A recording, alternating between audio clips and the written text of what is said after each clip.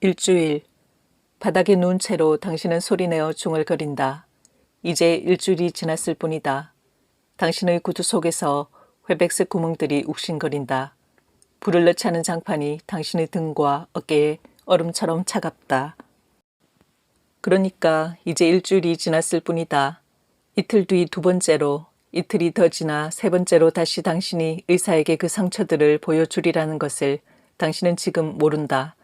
하루만 더 지켜보죠 라고 의사가 말하리라는 것을 모른다. 인대에 근육신경이 다 모여 있는 곳이라서 가능하면 수술을 하지 않는 게 좋습니다.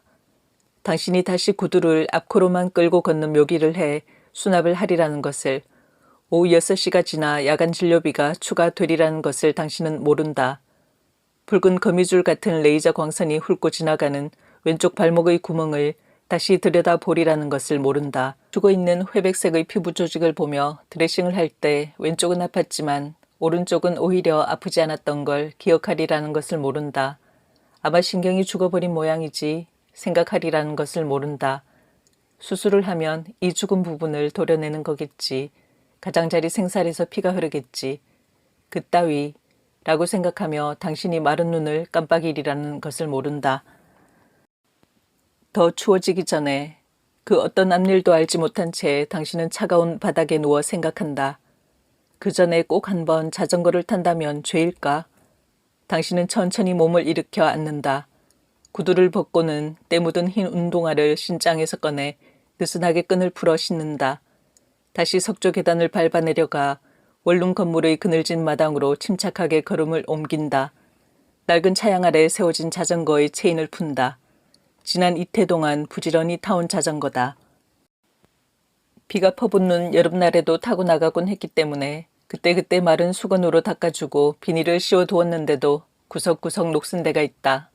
당신은 오른발로 툭툭 쳐서 받침대를 올린 뒤 자전거를 끌고 골목으로 나간다. 당신은 안장에 몸을 실른다. 페달에 오른발을 얹는다. 왼발 끝으로 땅을 구른다. 비탈진 골목길을 미끄러져 가기 시작한다. 골목의 끝과 1차선 도로가 만나는 곳에 주유소가 있다. 갑자기 튀어나올지 모를 차량을 조심하려고 당신은 속력을 줄인다. 도로변의 인도로 자전거를 몰고 간다. 신호등 앞에서 푸른불이 켜지기를 기다렸다가 횡단보도 건너편에 있는 천변길을 향해 달린다. 급하게 비탈진 진입로에 이르자 페달을 놓고 미끄러져 내려간다.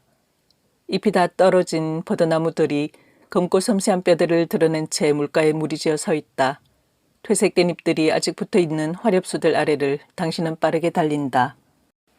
속력을 낼수록 바람이 강해진다.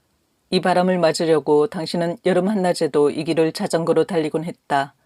떼약볕이 이글거리는 8월의 정오, 가만히 있어도 땀이 비오듯 흐르는 시간을 골라 이 길을 달렸다. 습기 차고 무더운 바람의 덩어리 속을 자전거로 뚫고 지나갔다. 당신은 살아있었다. 생생하게 살아서 그 무더운 공기를 가르고 있었다. 벼랑간 소나기가 쏟아지면 온몸이 흠뻑 젖은 채 가장 가까운 콘크리트 다리를 향해 달렸다. 미친 듯이 아무 까닭도 없이 소리를 지르고 싶은 기쁨을 느꼈다. 그러니까 지난 8월 당신의 언니가 친정의 누구에게도 알리지 않은 채 형부의 차에 실려 병원을 오가고 있었을 때 당신은 그렇게 미칠 듯한 기쁨을 느꼈다. 이제야 살아나네요. 당신의 왼쪽 발목의 구멍 속에서 회백색 조직 가운데 샤프심으로 찍은 것 같은 불그스름한 점 하나가 생긴 것을 보고 의사가 말하리라는 것을 당신은 모른다. 아주 진행이 더디긴 하지만 일단 이게 살아난 걸 보니 수술은 하지 않아도 되겠습니다. 수분 테이프 안에서 끝없이 하얀 진물이 흐르고 일주일에 2번 레이저 치료를 위해 열어보는 상처는 변함없이 샤프심으로 찍은 붉은 점 하나일이라는 것을 당신은 모른다. 한 달도 더 지나서야 그 붉은 점이 2개가 되고 2달이 가까워졌을 때에야 굵은 연필로 찍은 점 정도로 커지리라는 것을 모른다. 정말 더디네요. 이렇게 더딘 것도 드문 케이스인데요. 이제 더 이상 낯설지 않은 얼굴의 의사가 미간을 모으며 헛웃음을 웃으리라는 것을 모른다. 그 어떤 것도 모르는 채 당신은 계속 페달을 밟고 있다. 여름날 당신이 비를 피하곤 하던 다리 아래를 지난다. 당신이 감탄하며 지켜보곤 하던 물오리들을 지나친다.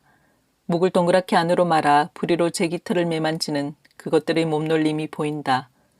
물 위로 평평하게 드러난 바위에 밝은 주황색 발을 올려놓고 몸을 말리는 녀석들이 보인다.